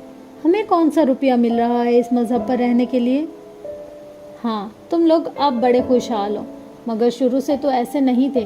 تمہارے دادا مسلمان تھے مگر غریب آدمی تھے. وہ کاشتکاری کیا کرتے تھے اور ایک چھوٹے کاشتکار تھے. ربو سے کچھ فاصلے پر ان کی تھوڑی بہت زمین تھی. پھر تمہارے تایا نے اپنے کسی دوست کے توسط سے وہاں جانا شروع کر دیا اور یہ مذہب اختیار کر لیا اور بے تحاشا امیر ہو گئے، کیونکہ انہیں وہاں سے بہت زیادہ پیسہ ملا. پھر آہستہ آہستہ تمہارے والد اور تمہارے چچا نے بھی اپنا مذہب بدل لیا. پھر تم لوگوں کا خاندان اس ملک کے متمول ترین خاندانوں میں شمار ہونے لگا. اور یہ کام کرنے والے تم لوگ واحد نہیں ہو. زیادہ تر اسی طریقے سے لوگوں کو اس مذہب کا پیروکار بنایا جا رہا ہے. امامہ نے کچھ بھڑکتے ہوئے اس کی بات کو کاٹا. تم جھوٹ بول رہی ہو. تمہیں یقین نہیں آ رہا تو تم اپنے گھر والوں سے پوچھ لینا کہ اس قدر دولت کس طرح آئی ان کے پاس اور ابھی بھی کس طرح آ رہی ہے. تمہارے والد اس مذہب کی تبلیغ کرتے ہیں. ہر سال لاکھوں ڈالرز آتے ہیں انہیں غیر ملکی مشنز اور NGOز سے. تحریم نے کچھ تحقیر آمیز انداز میں کہا. یہ جھوٹ ہے، سفید جھوٹ. امامہ نے بے اختیار کہا. میرے بابا کسی سے کوئی پیسہ نہیں لیتے. وہ اگر اس فرقے کے لیے کام کرتے ہیں تو غلط کیا ہے؟ کیا دوسرے فرقوں کے لیے کام نہیں کیا جاتا؟ دوسرے فرقوں کے بھی تو علماء ہوتے ہیں یا ایسے لوگ جو انہیں سپورٹ کرتے ہیں. دوسرے فرقوں کو یورپی مشن سے روپیہ نہیں ملتا. میرے بابا کو کہیں سے کچھ نہیں ملتا. امامہ نے ایک بار پھر کہا. تحریم نے اس کی بات کے جواب میں کچھ نہیں کہا. وہ اٹھ کھڑی ہوئی. امامہ نے اسے جاتے ہوئے دیکھا، پھر گردن موڑ کر اپنے پاس بیٹھی جویریہ کی طرف دیکھا. کیا تم بھی میرے بارے میں ایسا ہی سوچتی ہو؟ تحریم نے غصے میں آ کر تم سے یہ سب کچھ کہا ہے. تم اس کی باتوں کو برا مت مانو. جویریہ نے اسے تسلی دینے کی کوشش کی. تم ان سب باتوں کو چھوڑو. آؤ کلاس میں چلتے ہیں، بریک ختم ہونے والی ہے. جویریہ نے کہا تو وہ اٹھ کھڑی ہوئی. اس دن وہ گھر واپس آ کر اپنے کمرے میں بند ہو کر روتی رہی. تحریم کی باتوں نے اسے واقعی بہت دل برداشتہ اور مایوس کیا تھا. ہاشم مبین احمد اس دن شام کو ہی آفس سے گھر واپس آ گئے. واپس آنے پر انہیں سلمیٰ سے پتہ چلا کہ امامہ کی طبیعت خراب ہے. وہ اس کا حال احوال پوچھنے اس کے کمرے میں چلے آئے. امامہ کی آنکھیں سوجی ہوئی تھیں. ہاشم مبین حیران رہ گئے. کیا بات ہے امامہ؟ انہوں نے امامہ کے قریب آ کر پوچھا. وہ اٹھ کر بیٹھ گئی اور کچھ بہانہ بنانے کے بجائے بے اختیار ہونے لگی. ہاشم کچھ پریشان ہو کر اس کے قریب بیٹھ گئے. کیا ہوا امامہ؟ تحریم نے آج اسکول میں مجھ سے بہت بدتمیزی کی ہے، اس نے روتے ہوئے کہا. ہاشم مبین نے بے اختیار ایک اطمینان بھری سانس لی. پھر کوئی جھگڑا ہوا ہے تم لوگوں میں؟ بابا، آپ کو نہیں پتا اس نے میرے ساتھ کیا کیا ہے، امامہ نے باپ کو مطمئن ہوتے دیکھ کر کہا. بابا، اس نے... وہ باپ کو تحریم کے ساتھ ہونے والی تمام گفتگو بتاتی گئی. ہاشم مبین کے چہرے کی رنگت بدلنے لگی. تم سے کس نے کہا تھا تم اسکول کتابیں لے کر جاؤ انہیں پڑھانے کے لیے؟ انہوں نے امامہ کو ڈانٹتے ہوئے کہا. میں ان کی غلط فہمیاں دور کرنا چاہتی تھی، امامہ نے قدرے کمزور لہجے میں کہا. تمہیں ضرورت ہی کیا تھی کسی کی غلط فہمیاں دور کرنے کی؟ وہ ہمارے گھر نہیں آتی تو نہ آئیں، ہمیں برا سمجھتی ہیں تو سمجھتی رہیں، ہمیں اس سے کیا فرق پڑتا ہے؟ ہاشم مبین نے اسے سمجھاتے ہوئے کہا. مگر اب تمہاری اس حرکت سے پتہ نہیں وہ کیا سمجھیں گی. کس کو بتائیں گی کہ تم نے اسے وہ کتابیں دینے کی کوشش کی؟ خود اس کے گھر والے بھی ناراض ہوں گے. امامہ ہر ایک کو یہ بتاتے نہیں پھرتے کہ تم کیا ہو، نہ ہی اپنے فرقے کے بارے میں بحث کرتے ہیں. اگر کوئی بحث کرنے کی کوشش بھی کرے تو ہاں میں ہاں ملا دیتے ہیں، ورنہ لوگ خامخواہ فضول طرح کی باتیں کرتے ہیں اور فضول طرح کے شبہات میں مبتلا ہوتے رہتے ہیں۔ انہوں نے سمجھایا، مگر بابا آپ بھی تو بہت سارے لوگوں کو تبلیغ کرتے ہیں۔ امامہ نے کچھ الجھتے ہوئے انداز میں کہا، پھر مجھے منع کیوں کر رہے ہیں؟ میری بات اور ہے، میں صرف انہی لوگوں سے مذہب کی بات کرتا ہوں جن سے میری بہت بے تکلفی ہو چکی ہوتی ہے اور جن کے بارے میں مجھے یہ محسوس ہوتا ہے کہ ان پر میری ترغیب اور تبلیغ کا اثر ہو سکتا ہے۔ میں 2-4 دن کی ملاقات میں کسی کو کتابیں بانٹنا شروع نہیں ہو جاتا۔ ہاشم مبین نے کہا، بابا ان سے میری دوستی 2-4 دن کی نہیں ہے، ہم کئی سالوں سے دوست ہیں۔ امامہ نے اعتراض کیا، ہاں مگر وہ دونوں سید ہیں اور دونوں کے گھرانے بہت مذہبی ہیں، تمہیں یہ بات ذہن میں رکھنی چاہیے تھی۔ میں نے تو صرف انہیں اپنے فرقے کے بارے میں بتانے کی کوشش کی تھی تاکہ ہمیں وہ غیر مسلم تو نہ سمجھے۔ امامہ نے کہا، اگر وہ ہمیں غیر مسلم سمجھتے ہیں تو ہمیں بھی کیا فرق پڑتا ہے، وہ خود غیر مسلم ہیں۔ ہاشم مبین نے بڑی عقیدت سے کہا، تو وہ خود گمراہی کے راستے پر ہیں۔ بابا وہ کہہ رہی تھی کہ آپ کو غیر ملکی مشن سے روپیہ ملتا ہے، NGOs سے پیسہ ملتا ہے تاکہ آپ لوگوں کو ہمارے فرقے کا پیروکار بنائیں۔ ہاشم مبین نے تنفر سے گردن کو جھٹکا، مجھے صرف اپنی جماعت سے روپیہ ملتا ہے، اور وہ بھی وہ روپیہ ہوتا ہے جو ہماری اپنی کمیونٹی اندرون ملک اور بیرون ملک سے اکٹھا کرتی ہے۔ ہمارے پاس اپنے روپیے کی کیا کمی ہے؟ ہماری اپنی فیکٹریز نہیں ہیں کیا؟ اور اگر مجھے غیر ملکی مشنز اور NGOs سے پیسے ملے تو بھی تو میں بڑی خوشی سے لوں گا۔ آخر اس میں برائی کیا ہے؟ دین کی خدمت کر رہا ہوں، اور جہاں تک اپنے مذہب کی ترویج و تبلیغ کی بات ہے تو اس میں بھی کیا برائی ہے؟ اگر اس ملک میں عیسائیت کی تبلیغ ہو سکتی ہے تو ہمارے فرقے کی کیوں نہیں؟ ہم تو ویسے بھی اسلام کا ایک فرقہ ہیں، لوگوں کو راہ ہدایت پر لانے کی کوشش میں مصروف ہیں۔ ہاشم مبین نے بڑی تفصیل کے ساتھ بتایا، مگر تم لوگوں سے اس معاملے پر بات مت کیا کرو، اس بحث مباحثے کا کوئی فائدہ نہیں ہوتا۔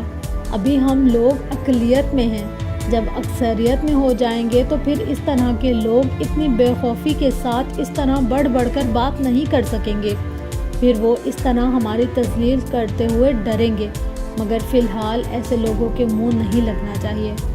بابا آئین میں ہمیں اقلیت اور غیر مسلم کیوں قرار دیا گیا ہے؟ جب ہم اسلام کا ایک فرقہ ہیں تو پھر انہوں نے ہمیں غیر مسلم کیوں ٹھہرایا؟ امامہ کو تحریم کی کہی ہوئی ایک اور بات یاد آئی، یہ سب مولویوں کی کارستانی تھی، اپنے اپنے مقاصد کے حصول کے لیے وہ سب ہمارے خلاف اکٹھے ہو گئے، ہماری بھی تعداد زیادہ ہو جائے گی تو ہم پھر اپنی مرضی کے قوانین بنوائیں گے اور اسی طرح تمام ترامیم کو آئین میں سے ہٹا دیں گے۔ ہاشم مبین نے پرجوش انداز میں کہا، اور تمہیں اس طرح بے وقوفوں کی طرح کمرے میں بند ہو کر رونے کی ضرورت نہیں ہے۔ ہاشم مبین نے اس کے پاس سے اٹھتے ہوئے کہا۔ امامہ انہیں وہاں سے جاتے ہوئے دیکھتی رہی۔ تحریم کے ساتھ وہ اس کی دوستی کا آخری دن تھا، اور اس میں تحریم سے زیادہ خود اس کا رویہ وجہ تھا۔ وہ تحریم کی باتوں سے اس حد تک دل برداشتہ ہوئی تھی کہ اب تحریم کے ساتھ دوبارہ پہلے جیسے تعلقات قائم رکھنا اس کے لیے مشکل ہو گیا تھا۔ خود تحریم نے بھی اس کی خاموشی کو پھلانگنے یا توڑنے کی کوشش نہیں کی تھی۔ ہاشم مبین احمد احمدی جماعت کے سرکردہ رہنماؤں میں سے ایک تھے۔ ان کے بڑے بھائی اعظم مبین احمد بھی جماعت کے اہم رہنماؤں میں سے ایک تھے۔ ان کے پورے خاندان میں سے چند ایک کو چھوڑ کر باقی تمام افراد بہت سال پہلے اس وقت قادیانیت اختیار کر گئے تھے جب اعظم مبین احمد نے اس کام کا آغاز کیا تھا۔ جن لوگوں نے قادیانیت اختیار نہیں کی تھی وہ باقی لوگوں سے قطع تعلق کر چکے تھے۔ اپنے بڑے بھائی اعظم مبین کے نقش قدم پر چلتے ہوئے ہاشم مبین نے بھی یہ مذہب اختیار کر لیا۔ اعظم مبین ہی کی طرح انہوں نے اپنے مذہب کے فروغ و تبلیغ کے لیے کام کرنا شروع کر دیا۔ 10-15 سالوں میں وہ دونوں بھائی اس تحریک کے سرکردہ رہنماؤں میں شمار ہونے لگے۔ اس کی وجہ سے انہوں نے بے تحاشا پیسہ کمایا اور اس پیسے سے انہوں نے سرمایہ کاری بھی کی، مگر ان کی آمدنی کا بڑا ذریعہ تحریک کی تبلیغ کے لیے میسر ہونے والے فنڈز ہی تھے۔ ان کا شمار اسلام آباد کی ایلیٹ کلاس میں ہوتا تھا۔ بے تحاشا دولت ہونے کے باوجود ہاشم اور اعظم مبین کے گھر کا ماحول روایتی تھا۔ ان کی خواتین باقاعدہ پردہ کیا کرتی تھی، مگر اس کا مطلب یہ نہیں تھا کہ ان کی خواتین پر ناروا پابندیاں یا کسی قسم کا جبر روا رکھا گیا تھا۔ اس مذہب کی خواتین میں تعلیم کا تناسب پاکستان میں کسی بھی مذہب کے مقابلے میں ہمیشہ سے ہی زیادہ رہا ہے۔ ان لوگوں نے اعلیٰ تعلیم بھی معروف اداروں سے حاصل کی۔ امامہ بھی اسی قسم کے ماحول میں پلی بڑھی تھی۔ وہ یقیناً ان لوگوں میں سے تھی جو منہ میں سونے کا چمچ لے کر پیدا ہوتے ہیں، اور اس نے ہاشم مبین کو بھی کسی قسم کے مالی مسائل سے گزرتے نہیں دیکھا تھا۔ یہی وجہ تھی کہ اس کے لیے تحریم کی یہ بات ناقابل یقین تھی کہ اس کے خاندان نے پیسہ حاصل کرنے کے لیے یہ مذہب اختیار کیا۔ غیر ملکی مشنز اور بیرونی ملک سے ملنے والے فنڈز کا الزام بھی اس کے لیے ناقابل قبول تھا۔ وہ یہ بات اچھی طرح جانتی تھی کہ ہاشم مبین اس مذہب کی تبلیغ اور ترویج کرتے ہیں اور تحریک کے سرکردہ رہنماؤں میں سے ایک ہیں، مگر یہ کوئی خلاف معمول بات نہیں تھی۔ وہ شروع سے ہی اس سلسلے میں اپنے تایا اور والد کی سرگرمیوں کو دیکھتی آ رہی تھی۔ اس کے نزدیک یہ کام ایسا تھا جو وہ اسلام کی تبلیغ و ترویج کے لیے کر رہے تھے۔ اپنے گھر والوں کے ساتھ وہ کئی بار مذہبی اجتماع میں بھی جا چکی تھی اور سرکردہ رہنماؤں کے لندن سے سیٹلائٹ کے ذریعے ہونے والے خطبات کو بھی باقاعدگی سے سنتی اور دیکھتی آ رہی تھی۔ تحریم کے ساتھ ہونے والے جھگڑے سے پہلے اس نے کبھی اپنے مذہب کے بارے میں غور کرنے کی کوشش نہیں کی تھی۔ اس کے لیے اپنا فرقہ ایسا ہی تھا جیسے اسلام کا کوئی دوسرا فرقہ۔ اس کی برین واشنگ بھی اسی طرح کی گئی تھی کہ وہ سمجھتی تھی کہ صرف وہی سیدھے راستے پر تھے، بلکہ وہی جنت میں جائیں گے۔ اگرچہ گھر میں بہت شروع میں ہی اسے باقی بہن بھائیوں کے ساتھ یہ نصیحت کر دی گئی تھی کہ وہ بلا وجہ لوگوں کو یہ نہ بتائیں کہ وہ دراصل کیا ہیں۔ اسکول میں تعلیم کے دوران ہی وہ یہ بھی جان گئی تھی کہ 1974 میں انہیں پارلیمنٹ نے ایک غیر مسلم اقلیت قرار دے دیا تھا۔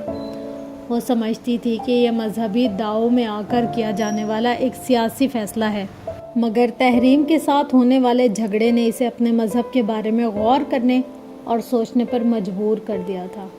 تحریم سے ہونے والے جھگڑے کے بعد ایک تبدیلی جو اس میں آئی وہ اپنے مذہب کا مطالعہ تھا۔ تبلیغی مواد کے علاوہ، ان کتب کے علاوہ جنہیں اس مذہب کے ماننے والے مقدس سمجھتے تھے، اس نے اور بھی بہت سی کتابوں کا مطالعہ کرنا شروع کر دیا، اور بنیادی طور پر اسی زمانے میں اس کی الجھنوں کا آغاز ہوا۔ مگر کچھ عرصہ مطالعہ کرنے کے بعد اس نے ایک بار پھر ان الجھنوں اور اضطراب کو اپنے ذہن سے جھٹک دیا۔ میٹرک کے فوراً بعد اسجد سے اس کی منگنی ہو گئی۔ وہ اعظم مبین کا بیٹا تھا۔ یہ اگرچہ کوئی محبت کی منگنی نہیں تھی، مگر اس کے باوجود امامہ اور اسجد کی پسند اس رشتے کا باعث بنی تھی۔ نسبت طے ہونے کے بعد اسجد کے لیے امامہ کے دل میں خاص جگہ بن گئی تھی۔ اپنی پسند کے شخص سے نسبت کے بعد اس کا دوسرا ٹارگٹ میڈیکل میں ایڈمیشن تھا، اور اسے اس کے بارے میں زیادہ فکر نہیں تھی۔ وہ جانتی تھی کہ اس کے باقی پہنچ اتنی ہے کہ اگر وہ میرٹ پر بھی نہ آئی تب بھی وہ اسے میڈیکل کالج میں داخل کروا سکتے ہیں۔ اگر یہ ممکن نہ ہوتا تو وہ بیرون ملک جا کر میڈیکل کی تعلیم حاصل کر سکتی تھی۔